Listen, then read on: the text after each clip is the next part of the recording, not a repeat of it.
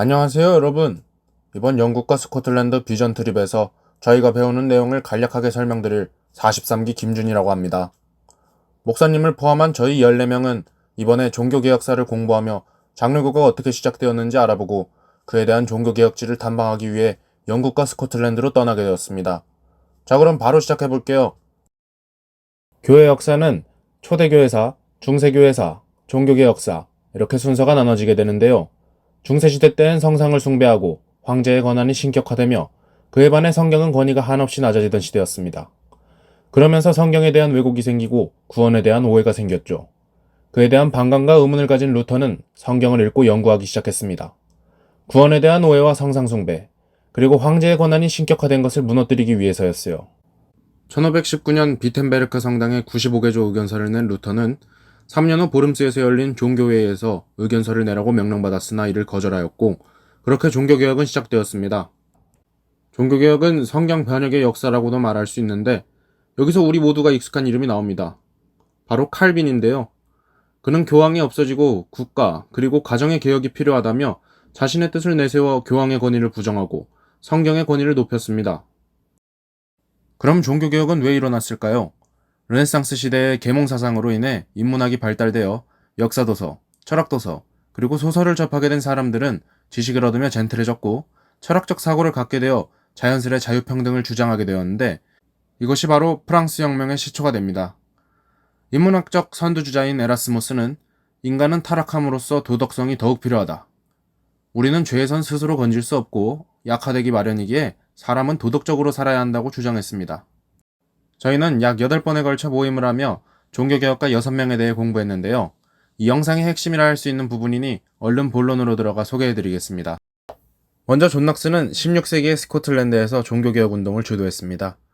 로마 카톨릭교의 교리와 실천에 비판적인 입장을 취하고 신약 성서를 중심으로 한 성경 해석과 신약 성경의 가르침을 강조했죠.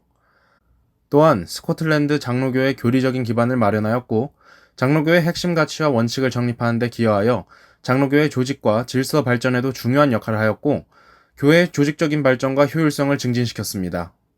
존 낙스의 평생 기도 제목은 오직 스코틀랜드였는데 존 낙스는 자신이 드러나기보다 하나님이 드러나는 것이 더 중요했고 스코틀랜드라는 나라가 하나님의 나라가 되어 주님을 위해 쓰임받는 곳이 되기를 간절히 소망했습니다. 그의 영향력은 존 낙스의 삶 끝까지 이루어졌으며 사상과 이념은 그를 따르는 후손들에게 큰 영향을 주었습니다. 이것은 우리가 하는 선택과 행동이 오랜 시간 동안 계승되고 영향을 미칠 수 있다는 것을 상기시키죠. 존 낙스는 목사직을 은퇴한 후 한 달도 채 되지 않아 하나님의 부르심을 받게 됩니다. 저희 비전 트립 팀도 이처럼 삶의 끝까지 하나님의 도구로 사용되는 삶을 살아가자 다짐했습니다. 존 낙스의 가정교사였던 조지 뷰캐넌은 스코틀랜드 교회의 개혁에 대한 그들의 공통된 헌신을 바탕으로 긴밀한 관계를 맺으며 그곳에 있는 교회를 개혁하기 위해 함께 일했고 가까운 친구이자 동맹으로 남아 있었습니다. 둘은 하나님의 나라를 이룬다는 하나의 목표를 바라보며 오랜 시간 함께했죠. 조지 뷰캐넌의 가장 중요한 업적은 스코틀랜드 종교개혁에 대한 그의 공헌이었는데요. 라틴어와 그리스어의 학자로서 성경에 대한 그의 지식과 카톨릭 교회에 대한 그의 비판은 존 낙스를 포함한 많은 스코틀랜드 개혁가들에게 영향을 주었습니다. 전반적으로 그의 아이디어와 글은 스코틀랜드 종교개혁과 스코틀랜드 교회의 발전에 깊은 영향을 미쳤습니다. 뷰캐넌은 스코틀랜드 장로교 교회를 설립하는 것을 지지하고 도움을 준 제임스 6세와 같은 영향력 있는 사람들의 가정교사로 일하며 종교개혁에 직접적인 역할을 했습니다. 조지 뷰캐넌에 대해 공부하면서 말씀 가운데 바로 서기 위해서는 그냥 교회에 나가서 예배드리는 것뿐만 아니라 성경에 대해 배우는 것, 그리고 다음 세대에 가르치는 것이 중요함을 알 수 있었습니다. 생각이 다른 사람들과 동역할 수 있는 이유는 교회라는 공동체 안에서 우리는 하나의 목표를 향해야 하고 의견이 다르다는 것이 걸림돌이 되지 못한다는 사실을 이젠 알기 때문입니다. 우리 공동체도 뷰캐넌과 낙스처럼 오직 한 목표만을 바라보며 함께 걸어가는 공동체가 되었으면 좋겠습니다. 다음은 앤드류 멜빌입니다. 앤드류 멜빌은 스코틀랜드 개혁교회의 혼란에 종지부를 찍은 인물로 종교개혁의 첫 단추를 끼우고 장로교회 발편을 마련한 사람이 존 낙스였다면 이 부분을 완벽히 보완하고 완성시킨 사람은 바로 그의 제자인 앤드류 멜빌입니다. 장로교회의 정치의 근간이 된 제2치리서를 만든 인물이기도 하죠. 청년 시절 유학을 떠난 후 1574년에 스코틀랜드로 돌아온 멜빌은 귀국하자마자 장로회를 주장하는 사람들의 지도자가 되어 당시 스코틀랜드를 혼란에 빠지게 만든 주교의 성경적 정당성에 대한 논쟁을 펼쳤습니다. 그렇게 스코틀랜드 장로교회는 교회 헌법을 만들며 제네바에 있는 칼뱅의 제자 데오도르 베자에게 편지를 보내게 되는데요. 모든 목회자들이 동등한 권한을 가지므로 더 이상 주교가 필요하지 않지만 그렇다면 의회에서 누가 교회를 대표해야 하는가? 라는 내용의 편지를 보냅니다. 베자는 그에 대해 인간에 의해 사임된 주교와 그들의 의회 참석은 명백히 하나님 말씀에 위배된 것이고 남용이다 라고 주장했습니다. 결국 멜빌은 주교라는 직책을 아예 폐지하고 같은 해에 제2치리서를 탄생시킵니다. 존 낙스의 제1치리서는 조직성이 매우 떨어지는 반면에 제2치리서는 장로교회의 정치 원리를 정교히 규정하고 있다는 점에서 종교개혁의 진정한 완성이라 할 수 있습니다. 반장로교파인 국왕에게 종교개혁을 위해 자신의 주장을 굳히지 않고 말하는 것은 목숨을 거는 것과도 마찬가지임에도 믿음 하나로 이를 실행한 것이 신기하기도 하고 존경스러웠습니다. 우리도 주변의 상황에 무너지지 않고 오직 주님만을 바라보고 하나님 나라만을 소망하며 거룩한 삶을 살아가길 소망합니다. 웨스트민스터 총회의 지휘자였던 알렉산더 핸더슨은 주교제도 아래에 목사로 부임되었지만 장로교 목사의 설교를 듣고 제대로 회심하게 됩니다.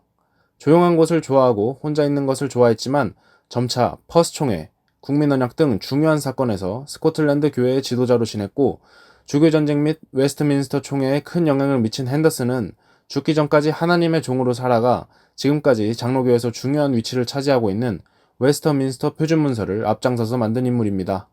저희는 알렉산더 핸더슨을 통해 하나님의 역사에 쓰이는 사람에 대해서 생각하게 되었습니다.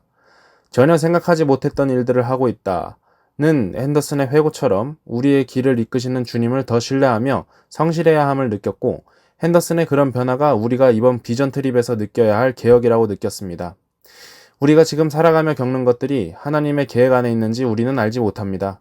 하지만 어린 시절 배운 지식을 통해 논쟁하기를 누구보다 즐겼던 핸더슨처럼 지금 우리의 삶이 훗날 하나님께 사용될 것을 믿습니다. 사무엘 러더포드는 장로교를 중시했던 인물로 돈이나 명예를 위해 다른 교회로 넘어가지 않는 자신의 교구민을 사랑한 목사였습니다. 러더포드는 많은 가족과의 이별 속에서도 자신의 아픔이나 가정사의 어려움에 대한 흔적은 거의 남기지 않은 인물이었어요. 러더포드가 저술한 법과 군주라는 책은 스코틀랜드의 장로파와 잉글랜드의 청교도가 다같이 국왕에게 무기를 들고 저항하는 당시의 상황에 대한 성경적 정당성을 부여해 엄숙동맹과 언약에 서명하기를 주저하고 있던 많은 잉글랜드인들에게 서명을 독려하는 의도를 가지고 있었습니다. 이처럼 러더포드의 법과 군주는 널리 수용되고 있는 폭군에 대해서는 무력 저항을 할 수 있다는 칼뱅파 저항 이론을 정교화한 것이지만 당시의 정치적 사건인 국민언약과 엄숙동맹과 언약을 결부시키는 독창성도 보여주고 있습니다. 많은 가족과의 이별 속에서도 러더포드는 자신의 아픔과 가정사의 어려움에 대해서는 거의 흔적을 남기지 않는 인물이었다는 것을 통해 그가 많은 것을 내려놓고 오직 종교개혁에만 힘썼다는 것을 알 수 있습니다. 우리도 복음을 전할 때 많은 핍박과 고난이 있어도 투덜대거나 생색내는 것이 아니라 자신의 모든 것을 내려놓고 오직 주님을 위해 일하는 일꾼들이 되기를 소망합니다. 마지막으로 언약의 기록자 로버트 베일리입니다. 소극적이고 온건한 성격이었던 베일리는 목사가 되어 농촌 목회, 소소한 목회를 지향했어요. 그러나 정부의 계속되는 주교제도 도입으로 인해 계속해서 부당한 일을 당할 수만은 없다고 생각한 베일리는 본인이 맡아야 할 의무가 있다고 생각하여 주교제도에 맞서 싸우게 되며 이런 에라스투스주의를 없애기 위해 카톨릭적 요소를 받아들이지 않고 장로교회의 개혁을 위해 계속해서 힘쓰며 주교전쟁에서도 종군 목사로 나섰습니다. 베일리는 웨스트민스터 총회에도 기여하였고 이 모든 장로교회의 시작을 알리는 일을 기록으로 남겨 그는 종교개혁의 거의 마지막 인물이라 볼 수 있습니다. 온건하고 소극적인 성격일 수도 있지만 누구나 확신을 가지고 맞서면 앞으로 나아갈 수 있다는 것을 베일리는 보여줬습니다. 낙담하는 상황 속에서도 더욱 장로교회를 위해 힘쓰며 언약들을 기록해왔으니까요. 울며 씨를 뿌린 베일리처럼 낙담하는 상황 속일지라도 영원한 것에 대한 확신을 가지고 하루하루 살아나가길 소망합니다. 자, 이렇게 저희가 배운 내용들을 길고도 짧게 소개해보는 시간을 가졌습니다. 지금까지 한 공부를 바탕으로 스코틀랜드에서 보게 될 멋진 장소와 풍경들을 느끼고 또 한번 배우며 의미 있는 시간이 될 수 있도록 많은 기도 부탁드리겠습니다. 그럼 잘 다녀오겠습니다.